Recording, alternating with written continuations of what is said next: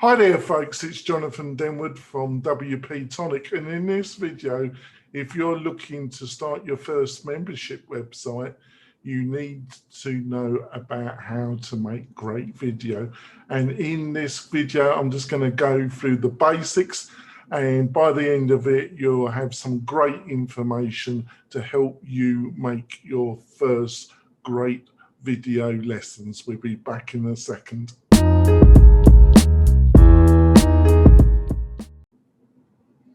Welcome back.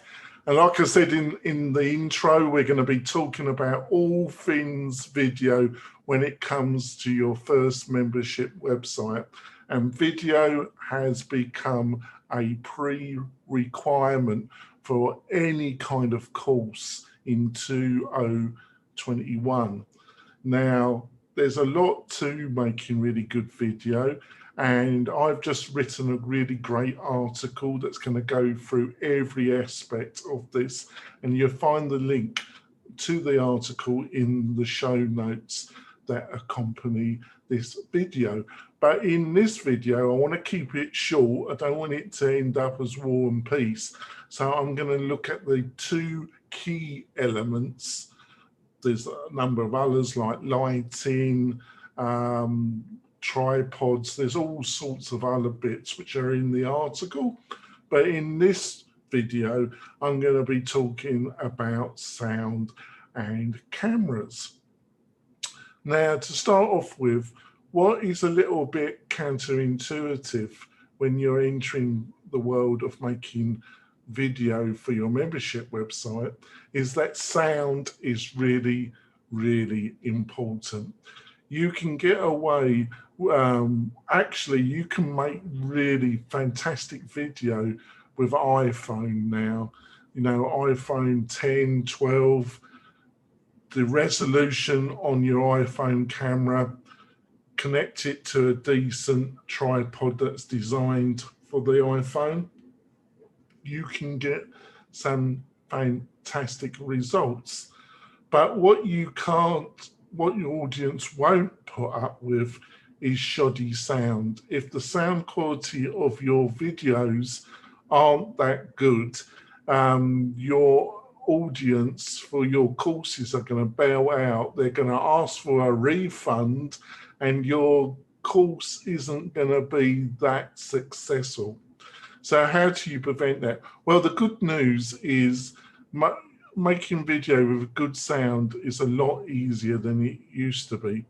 And the main tip I would give you is that you don't need an external sound bit of equipment like an amp.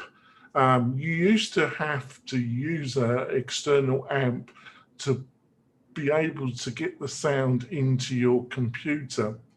You can still go down that route, and if you're really looking to gain that last 10% of audio quality, you are going to have to go down that route. But the good news is for almost 90% of the audio quality that you're looking for your first course, a USB mic will do fine. And what I mean by that is that you'll be able to directly connect your mic into your computer, either your Mac or your PC, and utilize some audio taking software. The other beautiful thing about this is that I would suggest that you just use Zoom when you're first doing your recordings for your first video lessons. You can get Zoom totally free. The only limitation is that your videos cannot be no longer than 45 minutes. I suggest that you should only look at 10 to 20 minutes at the most for your first videos. So it's perfectly great that you can use a great bit of software like Zoom. It does compress the audio, but it does a really fantastic job. The audio nutses, as I call them, the people that are really, really into audio in a big way, they will get very flustered with what I've just said.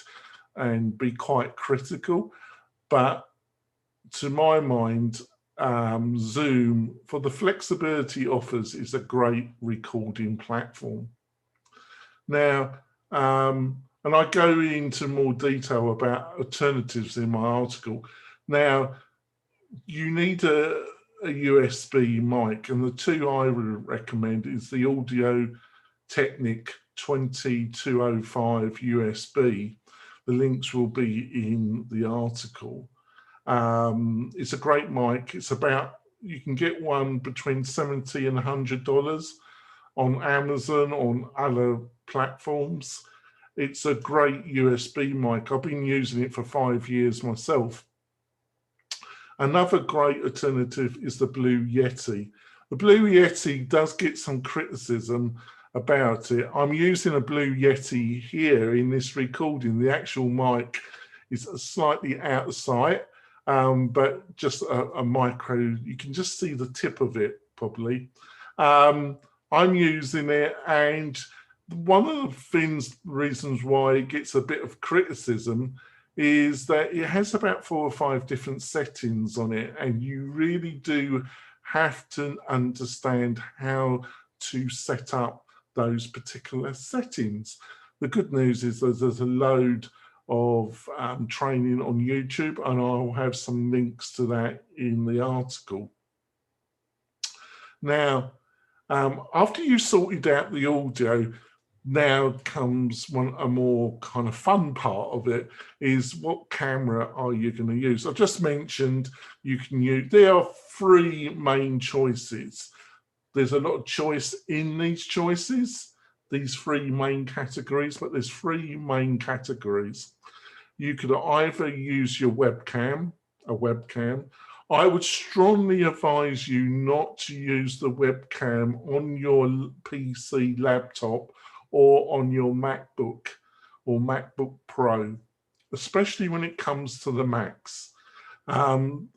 Great machines. I use a Mac and a PC myself, and I love both of them. But the truth is, the actual webcam inbuilt into the Mac and also into a lot of the cheaper medium price PC laptops are not very good. The good news is you can buy an external webcam, and you do not have to actually spend an enormous amount. Logitech is the leader. They do the Logitech 9000. That one you can, and they do some that can do 4K. 4K is at the present moment the kind of love affair of the professional YouTube vlogger world. I would suggest that when you're starting out, you do not touch 4K.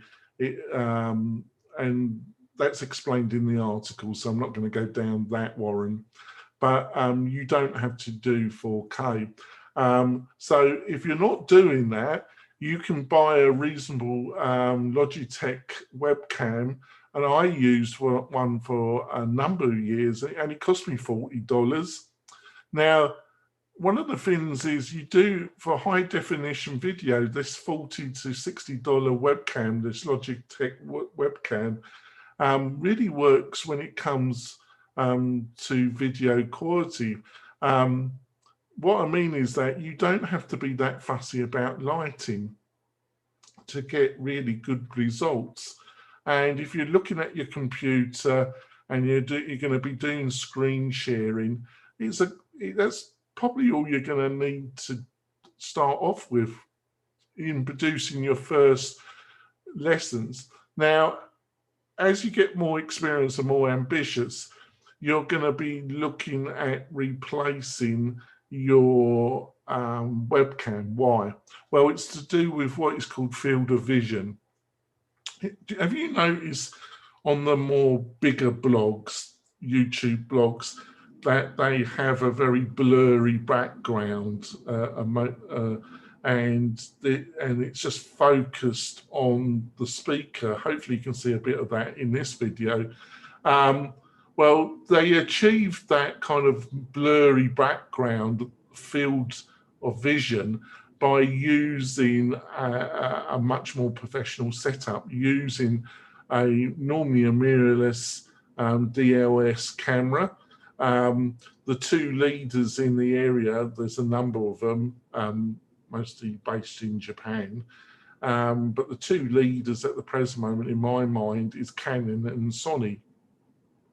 Now there's loads of reviews and advice. I will put a couple of the leading YouTube sites that give advice on camera reviews in the article. But I'm at the present moment, I'm using, for this recording, I'm using a Canon 50. Now, it's great, but be warned, to get really that fantastic blurry background, that quality of video, the actual camera cost me around $500, and it came with a kit lens. The kit lens will not give you what you're looking for, and I had to spend another $400 on a Sigma 16mm lens, which is the thing that is recommended by most professional YouTube bloggers, video bloggers. Now, so don't be shocked that you literally have to spend almost as much on a lens as you do on the camera. The other thing you've got to understand, which I also talk about in the article, is lighting. You need a lot more lighting when you start using a mirrorless camera. You know, you're getting into the field of photography, and you'll be surprised. You can have really fantastic video by using your Logitech webcam. To some degree, also this applies if you're using an iPhone. You're going to be surprised how much more external it'll be. The lighting that will determine how good your iPhone video is. When it comes to the actual Logitech, you don't have to be so fussy about the actual lighting. When you start, and then the next one up is the iPhone, and then finally a mirrorless camera, you're going to need a lot of lighting. So I also in this article go through tripods, all the rest of all the other bits that you have to understand if you're going to make your first really great videos for your membership site. Hopefully this has been helpful. If it has, please give me a thumbs up, click the bell, and you'll be automatically told when the next video will come up on the WP-Tonic channel. I normally post about 2 to 3 videos a week. So there's a lot of content on the channel. And also give us a comment what you thought of this video. It'd be great to hear from you. See you soon, folks. Bye.